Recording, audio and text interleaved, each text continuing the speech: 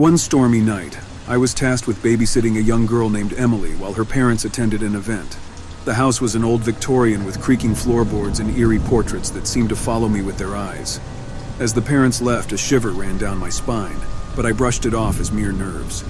After putting Emily to bed, I settled into the living room, the rain tapping on the windows creating a rhythmic melody.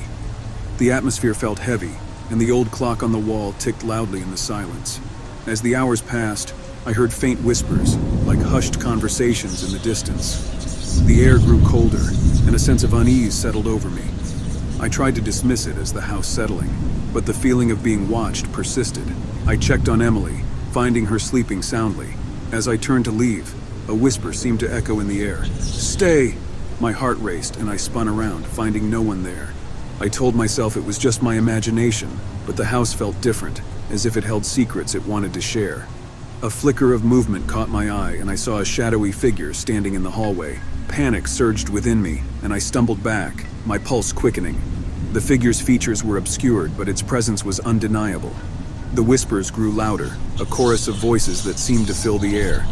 Fear gnawed at my insides, and I debated whether to flee or confront the mysterious figure. The figure beckoned, its voice a haunting murmur. "Stay with me." Terror seized me, but a strange compulsion tugged at my thoughts.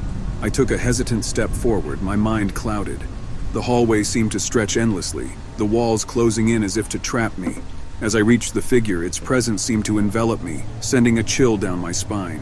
The air grew thick, and the whispers melded into a cacophony of disjointed words and phrases. I felt as if I were drowning in their haunting chorus. Then, the figure turned to face me, revealing hollow eyes that seemed to pierce through my soul. The realization hit me like a bolt of lightning. The figure was not of this world, but a specter trapped between realms. Desperation clawed at me as I tried to retreat, but the hallway had become a twisted maze, the walls shifting and warping. The figure's grip tightened, its touch like ice against my skin. As dawn's light broke through the windows, I found myself back in the living room, the house returning to its normal appearance. Emily's parents arrived home, and I tried to shake off the feeling of dread. But the memory of the encounter lingered, a chilling tale of a restless spirit that had sought my company. The watchful gaze of the figure had become a haunting reminder that some encounters with the supernatural can leave an indelible mark on the soul.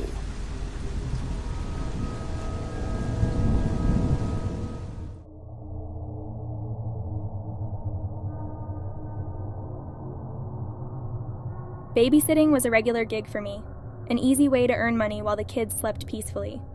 But that night, as the clock ticked closer to midnight, I would learn that not all nights are the same. The Thompsons had asked me to watch their 2 young children while they attended an event. The kids were already tucked in, and the house was quiet except for the distant hum of the refrigerator. I decided to catch up on some reading, sinking into the cozy armchair in the corner of the living room. As I lost myself in the pages, a faint creak echoed through the house, causing me to glance up.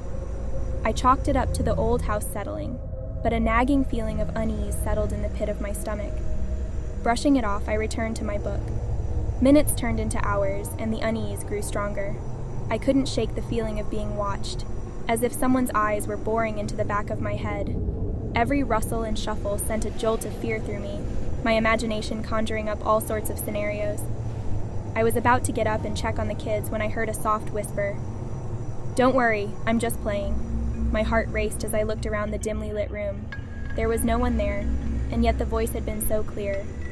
I tried to convince myself it was just my imagination, but deep down, I knew something was wrong. I forced myself to get up and head upstairs to check on the kids. Their door was ajar, and I peered into their room. Both were sound asleep, their innocent faces illuminated by the nightlight. I let out a sigh of relief, reassuring myself that everything was fine, but as I turned to leave, I saw it. A shadowy figure standing at the end of the hallway. My heart jumped into my throat and I froze in terror. The figure was tall and indistinct, its features hidden in the darkness. "Who's there?" I stammered, my voice barely above a whisper. No response. The figure remained still, as if observing me. My mind raced, and I considered waking the kids, but a voice in my head told me not to. Summoning all the courage I had, I took a step forward, my heart pounding. The figure seemed to waver, its edges shifting and contorting. Panic surged through me, and I turned and bolted down the stairs. My fingers fumbled as I dialed 911, my voice trembling as I explained the situation to the dispatcher. They assured me that help was on the way and told me to lock myself in a room until the police arrived. I rushed to the kids' room, locking the door behind me.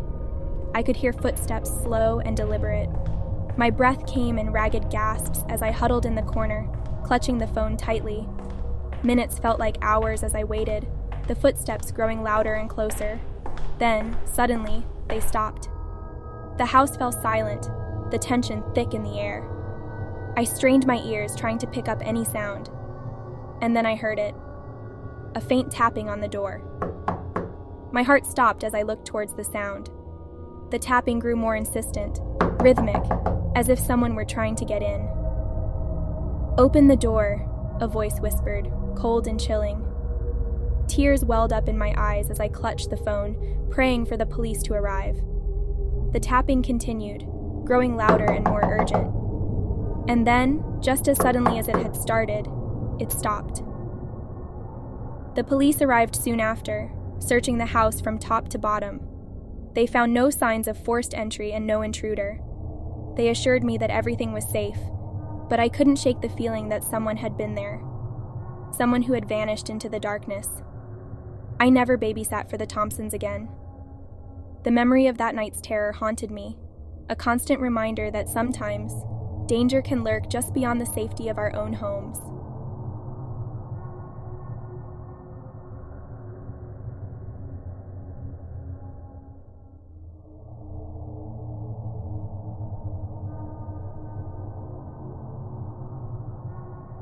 Babysitting for the Williams family was routine, a quiet evening with their 2 kids.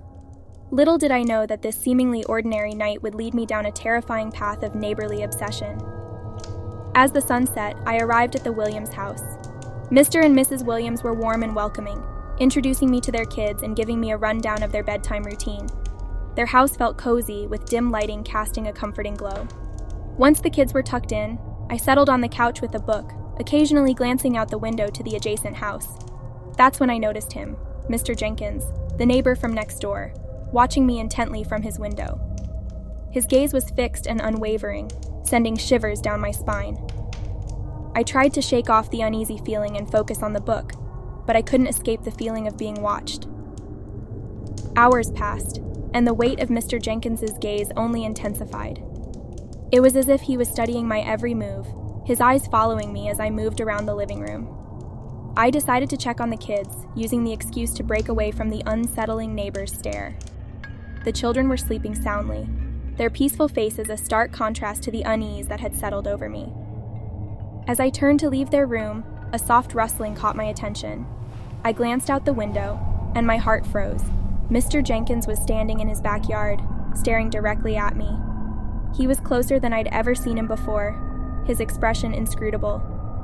I quickly closed the curtains and retreated to the living room, my heart pounding. I tried to rationalize his behavior. Perhaps he was just a lonely old man with nothing better to do than watch his neighbors. But the intensity of his gaze and the way he seemed to be fixated on me were deeply unsettling. I contemplated calling the Williams parents, but I didn't want to worry them unnecessarily. Instead, I decided to wait it out and focus on the book, hoping Mr. Jenkins would eventually lose interest. Hours passed, and I could feel his gaze burning into me even through the closed curtains. My nerves were frayed, and a sense of dread settled over me. I glanced at the clock. Midnight. The parents would be home soon, and I could finally escape this nightmare. Just as I was trying to calm my racing heart, a soft tapping sound echoed through the house. My head snapped up, and my eyes darted around the room. The tapping persisted, growing louder and more insistent. It seemed to be coming from the window. I mustered the courage to approach the window, my hands trembling as I pulled back the curtain. And there he was, Mr. Jenkins, his face mere inches from the glass. His eyes were cold and unfeeling, a chilling smile stretching across his lips. "Let me in," he whispered, his voice sending chills down my spine. I stumbled back, my heart racing. Panic surged through me as I fumbled for my phone, ready to dial 911. But when I looked back at the window, he was gone, a mere whisper in the night. The parents arrived home shortly after, finding me shaken and terrified. I recounted the night's events, and they exchanged worried glances. They explained that Mr. Jenkins had a history of strange behavior, but they never thought he would escalate to this level. As I left their house that night, the memory of Mr. Jenkins' cold gaze and haunting words lingered in my mind. I couldn't shake the feeling that his obsession with me was far from over, that his eyes would forever be watching, waiting for the chance to creep back into my life.